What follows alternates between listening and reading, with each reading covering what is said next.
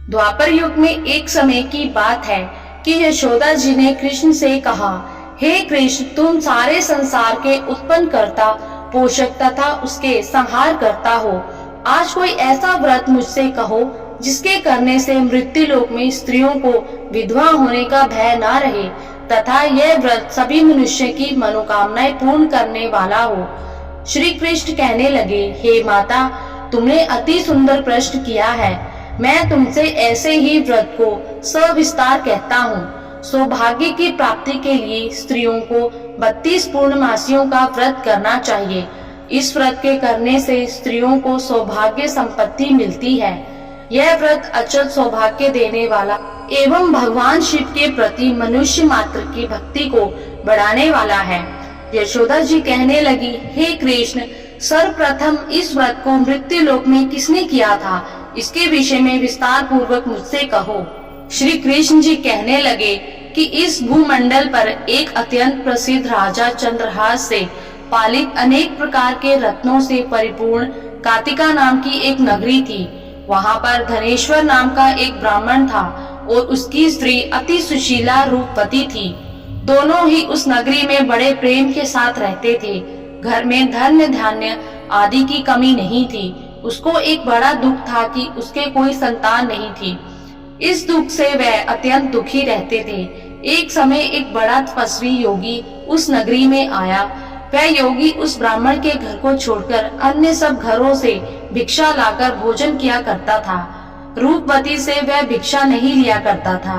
उस योगी ने एक दिन रूपवती से भिक्षा ना लेकर किसी अन्य घर से भिक्षा लेकर गंगा किनारे जाकर भिक्षा अन्न को प्रेम पूर्वक खा रहा था कि धनेश्वर ने योगी का यह सब कार्य किसी प्रकार से देख लिया। अपनी भिक्षा के अनादर से दुखी होकर धनेश्वर योगी से बोला, महात्मा, आप सब घरों से भिक्षा लेते हैं परंतु मेरे घर की भिक्षा कभी नहीं लेते, इसका कारण क्या है? योगी ने कहा कि निसंतान के घर की भीख पतितों के अन्न के तुल्य होती है और जो पतितों का अन्न खाता है वह भी पतित हो जाता है। चूंकि तुम निसंतान हो, अतः पतित हो जाने के भय से मैं तुम्हारे घर की भिक्षा नहीं लेता हूँ। धनेश्वर यह बात सुनकर अपने मन में बहुत दुखी हुआ। हाथ जोड़कर योगी के पैरों पर गिर पड़ा तथा अंतर्भाव से कहने लगा, हे महाराज, यदि ऐसा है तो आप मुझको पुत्र प्राप्ति का उपाय बताइए। आप सब कुछ जानते हैं, मुझ पर अवश्य ही यह कृपा कीजिए। धन की मेरे घर में कोई कमी नहीं, परंतु मैं पुत्र ना होने के कारण अत्यंत दुखी हूँ। आप मेरे इस दुख का हरण करें, आप सामर्थ्यवान हैं। यह सुनकर योगी कहने लगे, हे ब्राह्मण, तुम चंडी की आराधना करो। घर आकर उसने अपनी स्त्री से सब कहा और स्वयं तप के निमित्त वन में चला गया। वन में जाकर उसने चंडी की उपासना की और उपवास किया। चंडी ने 16वें दिन उसको स्वप्न में दर्शन दिया और कहा, हे धनेश्वर, जा तेरे पुत्र होगा, परंतु वह 16 वर्ष की आयु में ही मृत्यु को प्राप्त हो जाएगा। यदि तुम दोनों स्त्री पुरुष 32 पूर्णमासियों का व्रत विधि पूर्वक करोगे तो यह दीर्घायु होगा। जितनी तुम्हारी सामर्थ्य हो, आटे के दिए बनाकर शिव जी का पूजन करना, परंतु पूर्णमासी को 32 जो जाने चाहिए। प्रातः काल होने पर इस स्थान के समीप ही तुम्हें एक आम का वृक्ष दिखाई देगा। उस पर तुम चढ़कर एक फल तोड़कर शीघ्र अपने घर चले जाना। अपनी स्त्री से सब वृत्तांत कहना। ऋतु स्नान के पश्चात वह स्वच्छ होकर श्री शंकर जी का ध्यान करके उस फल को खा लेगी। तब शंकर भगवान की कृपा से उसको गर्भ धारण हो जाएगा। जब वह ब्राह्मण प्रातः काल उठा तो उसने उस स्थान के पास ही एक आम का वृक्ष देखा जिस पर एक अत्यंत सुंदर आम का फल लगा हुआ था। उस ब्राह्मण ने उस आम के वृक्ष पर चढ़कर उस फल को तोड़ने का प्रयत्न किया, परंतु वृक्ष पर कई बार प्रयत्न करने पर भी वह ना चढ़ पाया। तब तो उस ब्राह्मण को बहुत चिंता हुई और विघ्न विनाशक श्री गणेश जी की वंदना करने लगा। हे विघ्नहर्ता, अपने भक्तों के विघ्नों का नाश करके उनके मंगल कार्य को करने वाले, दुष्टों का नाश करने वाले, रिद्धि सिद्धि देने वाले, आप मुझ पर कृपा करके इतना बल दें कि मैं अपने मनोरथ को पूर्ण कर सकूं। इस प्रकार गणेश जी की प्रार्थना करने पर उनकी कृपा से धनेश्वर वृक्ष पर चढ़ गया और उसने एक अति सुंदर आम का फल देखा। उसने विचार किया कि जो वरदान से फल मिला था वह यह है और कोई फल दिखाई नहीं देता। उस धनेश्वर ब्राह्मण ने जल्दी से उस फल को तोड़कर अपनी स्त्री को लाकर दिया और स्त्री ने अपने पति के कथा अनुसार उस फल को खा लिया और वह गर्भवती हो गई। देवी जी की असीम कृपा से उसे एक अत्यंत सुंदर पुत्र उत्पन्न हुआ, जिसका नाम उन्होंने देवीदास रखा। माता पिता के हर्ष और शोक के साथ वह बालक शुक्ल पक्ष के चंद्रमा की भांति अपने पिता के घर में बढ़ने लगा। भवानी की कृपा से वह बालक बहुत ही सुंदर, सुशील और विद्या पढ़ने में बहुत ही निपुण था। दुर्गा जी की आज्ञा अनुसार उसकी माता ने 32 पूर्णमासी का व्रत रखना प्रारंभ कर दिया, जिससे उसका पुत्र बड़ी आयु वाला हो जाए। 16वां वर्ष लगते ही देवीदास के माता पिता को बड़ी चिंता हो गई कि कहीं उनके पुत्र को इस वर्ष मृत्यु न हो जाए। इसलिए उन्होंने अपने मन में विचार किया कि यदि यह दुर्घटना उनके सामने हो गई तो वे कैसे सहन कर सकेंगे। फिर उन्होंने देवीदास के मामा को बुलाया और कहा कि हमारी इच्छा है कि देवीदास 1 वर्ष तक काशी में जाकर विद्या ग्रहण करे और उसको अकेला भी नहीं छोड़ना चाहिए। इसलिए साथ में तुम चले जाओ और 1 वर्ष के पश्चात इसको वापस लौटा लाना। सब प्रबंध करके उसके माता पिता ने काशी जाने के लिए देवीदास को एक घोड़े पर बैठाकर उसके मामा को उसके साथ कर दिया, किंतु यह बात उसके मामा या किसी और से नहीं कही। धनेश्वर ने अपने पुत्र की मंगल कामना तथा दीर्घायु के लिए भगवती दुर्गा की आराधना और पूर्णमासियों का व्रत करना आरंभ कर दिया। इस प्रकार बराबर 32 पूर्णमासी का व्रत पूरा कर लिया। कुछ समय पश्चात एक दिन वह दोनों मामा और भांजा मार्ग में रात्रि बिताने के लिए किसी ग्राम में ठहरे हुए थे। उस दिन उस गांव में एक ब्राह्मण की अत्यंत सुंदरी, सुशीला, विदुषी और गुणवती कन्या का विवाह होने वाला था। जिस धर्मशाला के अंदर वर और उसकी बारात ठहरी हुई थी, उसी धर्मशाला में देवीदास और उसके मामा भी ठहरे हुए थे। संयोगवश कन्या को तेल आदि चढ़ाकर मंडप में कृत्य किया गया तो लग्न के समय वर को धनुवार्थ हो गया। अस्तु वर के पिता ने अपने कुटुंबियों से परामर्श करके निश्चय किया कि यह देवीदास मेरे पुत्र जैसा ही सुंदर है, मैं इसके साथ ही लग्न करा दूं और बाद में विवाह के अन्य कार्य मेरे लड़के के साथ हो जाएंगे। ऐसा सोचकर देवीदास के मामा से जाकर बोला कि तुम थोड़ी देर के लिए अपने भांजे को हमें दे दो, जिससे विवाह के लग्न का सब कृत्य सुचारू रूप से हो सके।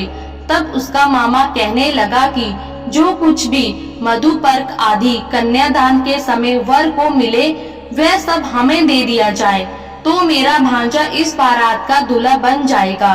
यह बात वर के पिता ने स्वीकार कर लेने पर उसने अपना भांजा वर बनने को भेज दिया और उसके साथ सब विवाह कार्य रात्रि में विधि पूर्वक संपन्न हो गया।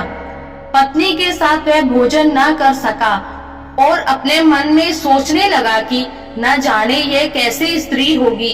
वह एकांत में इसी सोच में गरमगीर श्वास छोड़ने लगा तथा उसकी आंखों में आंसू भी आ गए। तब वधू ने पूछा कि क्या बात है, आप इतने उदासीन व दुखी क्यों हो रहे हैं। तब उसने सब बातें जो वर के पिता व उसके मामा में हुई थी उसको बता दी। तब कन्या कहने लगी कि यह ब्रह्मा विवाह के विपरीत हो कैसे सकता है। देव, ब्राह्मण और अग्नि के सामने मैंने आपको ही अपना पति बनाया है, इसलिए आप ही मेरे पति हैं। मैं आपकी ही पत्नी रहूंगी, किसी अन्य की कदापि नहीं। तब देवीदास ने कहा, ऐसा मत करिए, क्योंकि मेरी आयु बहुत थोड़ी है। मेरे पश्चात आपकी क्या गति होगी, इन बातों को अच्छी तरह विचार लो। परंतु वह दृढ़ विचार वाली थी। बोली कि जो आपकी गति होगी वही मेरी गति होगी। हे स्वामी, आप उठिए और भोजन कीजिए, आप निश्चय ही भूखे होंगे। इसके बाद देवीदास और उसकी पत्नी दोनों ने भोजन किया और फिर सो गए। प्रातः काल देवीदास ने अपनी पत्नी को 3 नगों से जड़ी हुई एक अंगूठी दी, एक रुमाल दिया और बोला, हे प्रिय, इसे लो और संकेत समझकर स्थिर चित्त हो जाओ। मेरा मरण और जीवन जानने के लिए एक पुष्प वाटिका बना लो, उसमें सुगंधी वाली एक नव मल्लिका लगा लो, उसको प्रतिदिन जल से सींचा करो और आनंद के साथ खेलो कूदो तथा उत्सव मनाओ।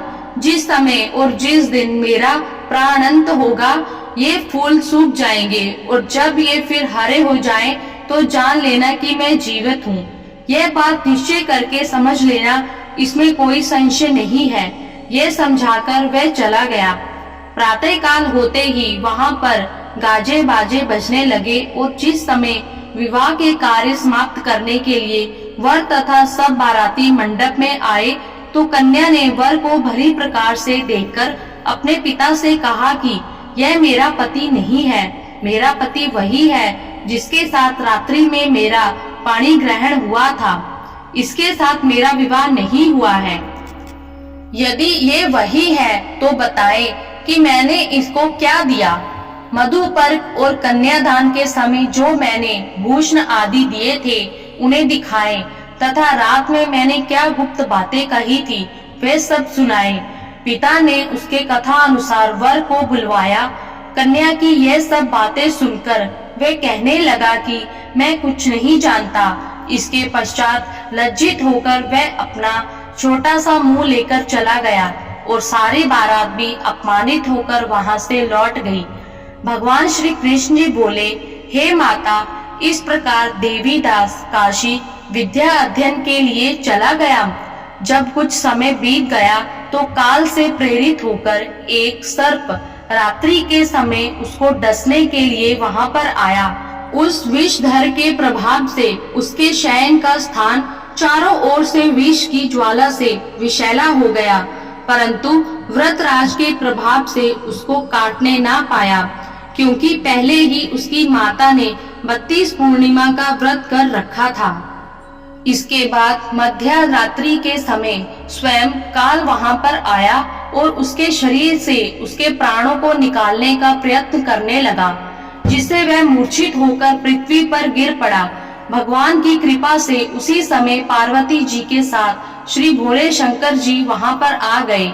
उसको मूर्छित दशा में देखकर पार्वती जी ने भगवान शंकर से प्रार्थना की कि हे महाराज, इस बालक की माता ने पहले 32 पूर्णिमा का व्रत किया था, जिसके प्रभाव से भगवान आप इसको प्राण दान दे। भवानी के कहने पर भक्त वत्सल भगवान श्री शिव जी ने उसको प्राण दान दे दिया। इस व्रत के प्रभाव से काल को भी पीछे हटना पड़ा और देवीदास स्वस्थ होकर बैठ गया। उधर उसकी स्त्री उसके काल की प्रतीक्षा किया करती थी।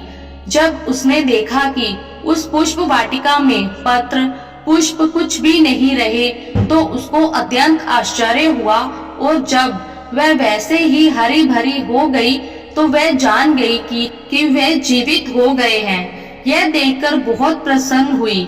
मन से अपने पिता को कहने लगी कि पिताजी, मेरे पति जीवित हैं, आप उनको ढूंढिए।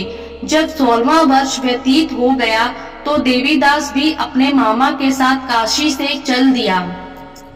इधर उसे ससुर जी उसको ढूंढने के लिए अपने घर से जाने वाले ही थे कि वे दोनों मामा भांजा वहां पर आ गए। उसको आया देखकर उसका ससुर बड़ी प्रसन्नता के साथ अपने घर में ले आया। उस समय नगर के निवासी भी वहां इकट्ठे हो गए और सब ने निश्चय किया कि अवश्य ही इसी बालक के साथ इस कन्या का विवाह हुआ था। उस बालक को जब कन्या ने देखा तो पहचान लिया और कहा कि यह तो वही है जो संकेत करके गए थे। तत्परांत सभी कहने लगे कि भला हुआ जो यह आ गया, और सब नगरवासियों ने आनंद मनाया। कुछ दिन बाद देवीदास अपनी पत्नी और मामा के साथ अपने ससुर के घर से बहुत सा उपहार आदि लेकर अपने घर के लिए प्रस्थान किया। जब वह अपने गांव के निकट आ गया तो कई लोगों ने उसको देखकर उसके माता पिता को पहले ही जाकर खबर दे दी कि तुम्हारा पुत्र देवीदास अपनी पत्नी और मामा के सहित आ रहा है। ऐसा समाचार सुनकर पहले तो उन्हें विश्वास ही नहीं हुआ, किंतु जब और लोगों ने भी आकर उनकी बात का समर्थन किया तो उनको बड़ा आश्चर्य हुआ। लेकिन थोड़ी देर में देवीदास ने आकर अपने माता पिता के चरणों में अपना सिर रखकर प्रणाम किया और उसकी पत्नी ने अपने सास ससुर के चरणों को स्पर्श किया तो माता पिता ने अपने पुत्र और पुत्र वधू को अपने हृदय से लगा लिया और दोनों की आंखों में प्रेम आंसू बह चले। अपने पुत्र और पुत्र वधू के आने की खुशी में धनेश्वर ने बड़ा भारी उत्सव किया और ब्राह्मणों को भी बहुत सी दान दक्षिणा देकर प्रसन्न किया। श्री कृष्ण जी कहने लगे कि इस प्रकार धनेश्वर 32 पूर्णमासियों के व्रत के प्रभाव से पुत्रवान हो गया। जो भी स्त्रियां इस व्रत को करती हैं, वे जन्म जन्मांतर तक वैधव्य का दुख नहीं भोगती और सदैव सौभाग्यवती रहती हैं। यह मेरा वचन है, इसमें कोई संदेह नहीं मानना। यह व्रत पुत्र पोत्रों को देने वाला तथा संपूर्ण मनोकामनाओं को पूर्ण करने वाला है। 32 पूर्णिमाओं के व्रत करने से व्रती की सब इच्छाएं भगवान शिव जी की कृपा से पूर्ण हो जाती हैं। ओम नमः शिवाय। धन्यवाद।